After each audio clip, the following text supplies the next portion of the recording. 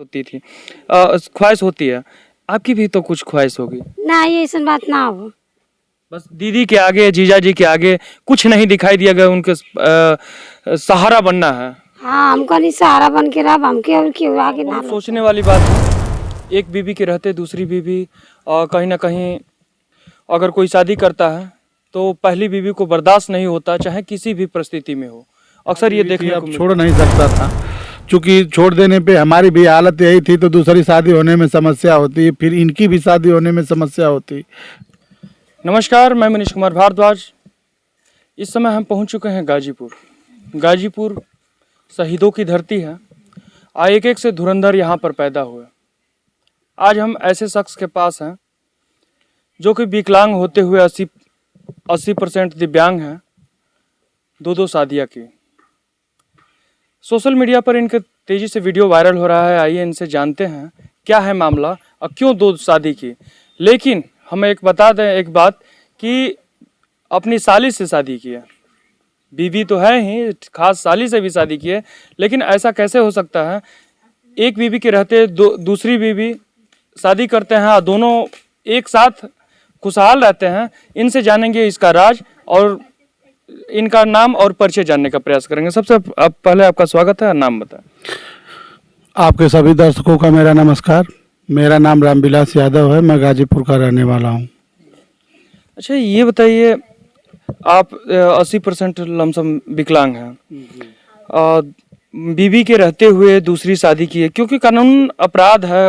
अगर बीवी राजी ना हो तो, बीवी राजी है, कैसे आप शादी कर लिए? जैसे अगर आप देखते होंगे कि जो हाथ पैर से सही है उसकी भी शादी जल्दी नहीं हो पाती है। आप तो दिव्यांग हैं, आप कैसे, ये कैसे संभव?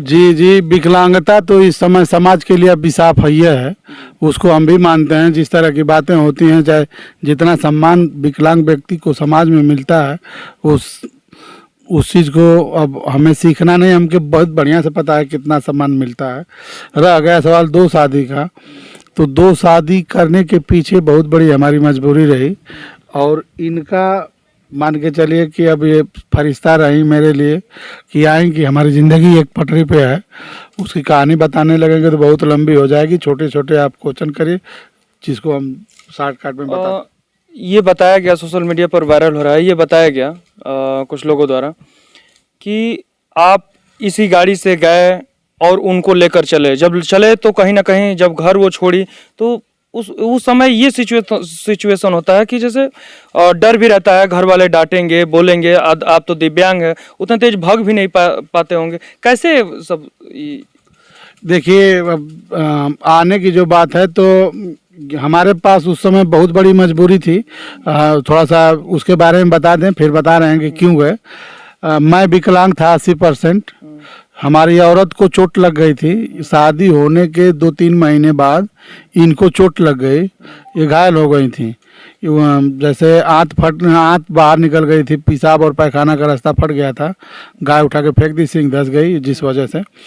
तो ये एकदम समझ लीजिए कि बेड पे ही थी।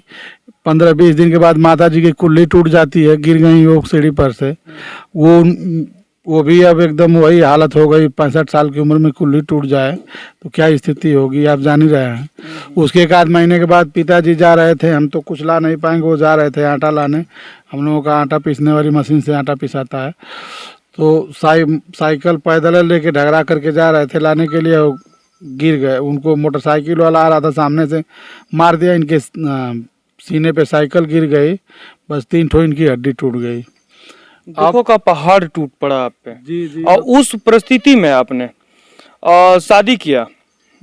अब वो ऐसी परिस्थिति बन गई, मैं इनसे जिससे शादी हुई थी अब छोड़ नहीं सकता था, क्योंकि छोड़ देने पे हमारी भी हालत यही थी, तो दूसरी शादी होने में समस्या होती, फिर इनकी भी शादी होने में समस्या होती, दिक्कत हो गई थी। तो इनके घर वालों से राय लिए, तो इनके घर वाले बहुत ज़्यादा नाराज़ हो गए। वो लोग अब इसके पक्ष में नहीं थे। तो हम इनसे कहे कि भाई इस समय बहुत हमारी विषम परिस्थिति चल रही है, हमारा घर एक हॉस्पिटल में तब्दील हो गया है और कोई मदद करने वाला नहीं है सहयोग के तौर पे, तो आप क्या करें? तो ये कहीं कि अगर आपको ज़्यादा दिक्कत है इस तरह से परेशानी है, तो घर वाले तैयार नहीं भी हो रहे हैं तो भी हम आपकी विषम परिस्थिति में मदद करने के लिए चल सकते हैं। तो जब इनकी बात सुने तो हमको जैसे अचानक, जैसे आदमी नहीं होता है कि सपना देखने लगे, तो उस तरह से सपने जैसा लगा। लेकिन अब ये माता जी के पीठ पर छाला पड़ने लगा, एक ही जगह सोए सोए। अब मैं कुछ कर नहीं सकता था। पिताजी की हालत उसी तरह से खराब, सीना की हड्डी टूट गई थी सांस लेने पर। और बीवी की भी आपकी हाँ, सारे लोग दिक्कत में थे। तो अब संकल्प किए कि एक बार ट्राई करते हैं। तो इनके यहाँ गए तो इन्होंने जो कहा था वो कर दिया। वो ये आ गई तो इनको हम बिना बताए घर से आ गई, इनको लेके चले आए।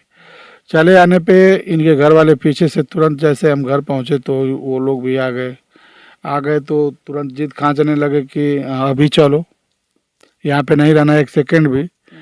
तो ये साफ शब्द में मना कर दी गई कि इस विषम परिस्थिति में अभी एकदम तुरंत छोड़ करके कैसे जाएंगे, हम नहीं जाएंगे। तो इनके पिताजी कहे कि अगर नहीं जाओगी तो हम तुम्हारे घर कभी झांकने नहीं आएंगे।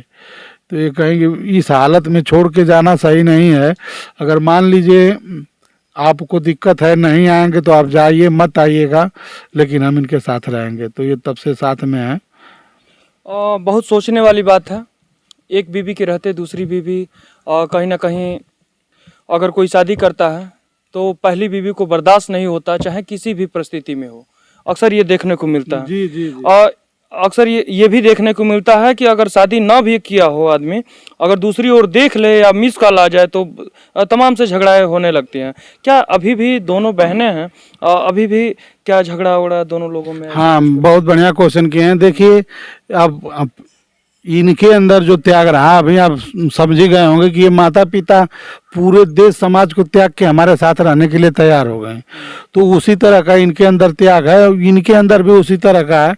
ये टू जेड आज तक मैं जब से ये लोग साथ रही हैं, कोई भी सामान ला करके देता हूँ। अगर मान लीजिए जैसे बड़ी वाली को ला के दे दिया और छोटी वाली को वो चीज़ पसंद आ गई, तो ये लोग ये नहीं मनमुटाव कर लिए कि नहीं ये बढ़िया है तो हम ही रखेंगे। स्व इच्छा से ये इनको दे देती हैं, और इनका कोई सामान रहता है तो इनको देती हैं, खाली चप्पल को छोड़ा करके। ये चप्पल अपना पहनती हैं, चूँकि इनका इनको नहीं होता है और इनका इनको नहीं होता है। बाकी सब आपस में मेंटेन हाँ, मेंटेन कर लेती हैं। तो ये बहुत बड़ी, जैसे दो घर की लड़कियां आपस में आकर के, दो भाई की पत्नियां आपस में भिड़ जाती हैं, जबकि दोनों लोग अलग अलग व्यवस्था रखते हैं। और ये लोग दोनों लोग एक ही जगह की व्यवस्था में इस तरह से कवर करके रखना मेरे लिए तो बहुत बड़ी उपलब्धि है। मुझे लगता है कि अगर खोजा जाने लगे इनकी तरह लड़की, तो हमें लगता है कि पूरे भारत में 1-8% होंगी तो होंगी, नहीं तो कहीं ना कहीं आपके लिए एक प्रभु का वरदान बन के आई हैं। अक्सर ये देखा जाता है, अक्सर आपने सुना भी होगा, देखा भी होगा कि जो दो बहनें हैं, दो भाई हैं, चाहे जो भी है, आपस में बचपन में लड़ा करते थे। लेकिन आज जब बड़ी हुई तो एक दूसरे के जो आदमी गालियों में कह देते हैं, सवत ऐसे करके तमाम तरह से ये कहते हैं, भोजपुरी में सवत सवत करके गाली देते हैं, तो तमाम तरह से आप लोग समझ सकते हैं।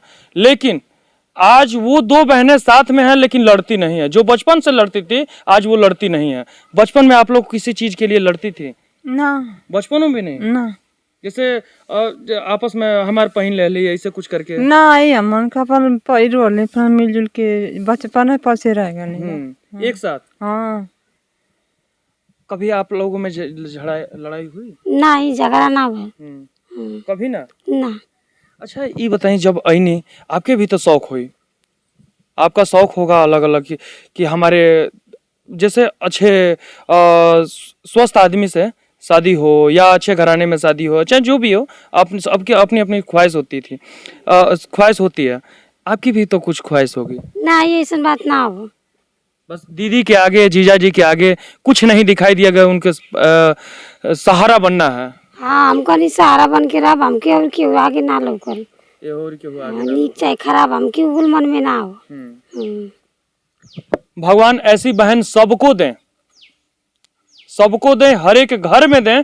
क्यों आपको आप क्या कहना चाहेंगे? नहीं, सही बात है। अब जैसे इस तरह का अगर भाव नहीं रहा होता तो आपका तो पूरा परिवार बिखर जाता। जी जी, अब पिताजी को ही देख लीजिए, अब किस स्थिति में 80 साल की उम्र में यही आई। अब उठाना बैठाना नहवाना धुलवाना सारा मेंटेन करना इन्हीं के जी में था। और ये कैसे कैसे कवर कर ली 2-3 साल तक, कैसे कैसे झेली, अब उसको यही जानती हैं। तो उस हिसाब से कहा जाए तो ये मेरे लिए एक भगवान का उपहार ही है। नहीं तो जिस स्थिति में हम थे, अगर ये नहीं मिली होती तो आज हम आत्महत्या कर लिए होते, चाहे इन लोगों की हालत देख करके खुद बर्बाद हो गए होते, डिप्रेशन में चले गए होते। अब जीवन यापन करने के लिए कोई साधन या कुछ? हाँ, ये तो देखिए, इसके पहले मैं कोचिंग पढ़ा रहा था। मेरा प्रोफेशन थोड़ा सा अलग था। कोचिंग पढ़ा करके अपना खर्च चला लेता था, लेकिन लॉकडाउन के बाद बच्चे इधर उधर हो गए, वो पूरा धीरे धीरे ख़त्म हो गया, सिस्टम टूट गया। तो इस समय ज़्यादा दिक्कत होने लगी है। तो ये कहीं कि अगर मान लीजिए सोशल मीडिया का सहारा लिया जाए तो हो सकता है कि वो हो जाए, हम लोग सफल हो जाएं, पब्लिक प्यार दे तो ये अपना कहीं तो इनके ही नाम से एक चैनल बनाए हैं जिसका नाम है निशा यादव ऑफिशियल 139। सर्च मारने के लिए अगर कोई आदमी सर्च मारना चाह रहा है तो निशा, चाहे निशा यादव ऑफिशियल लिख के लास्ट में 139 लिख के सर्च मारेगा तो सबसे पहले इन्हीं का खुल के आता है। तो इनका फोटो लगाया गया है? जी जी, हरी रंग का साड़ी पहन करके इनका फोटो हंस रहे हैं उसमें। अच्छा। और उसमें हो सकता है कि मेरा पहले वीडियो ये ट्राई साइकिल वाला ही हमको लगता है आती है। उसमें कैसे वीडियो बनाए जाते हैं? अभी देखिए, उसमें किसी तरह की कैटेगरी नहीं चुने हैं। ये पब्लिक जिस तरह के कमेंट करके कहेगी कि नहीं ऐसे ही वीडियो बनाइए तो प्रयास हो रहेगा कि उसी तरह से, चूँकि उस विभाग में मैं रहा नहीं हूँ, मेरा प्रोफेशन बिल्कुल अलग रहा। जैसे हम बात कर रहे हैं, अगर आप तो टीचर रहे, टीचर की एक ऐसी जिंदगी होती है कि कहीं नाच प्रोग्राम भी हो रहा है, वहां पर खड़ा होना जैसे एक अलग भाव हो जाता है, क्योंकि हम भी एक टीचर रह चुके हैं।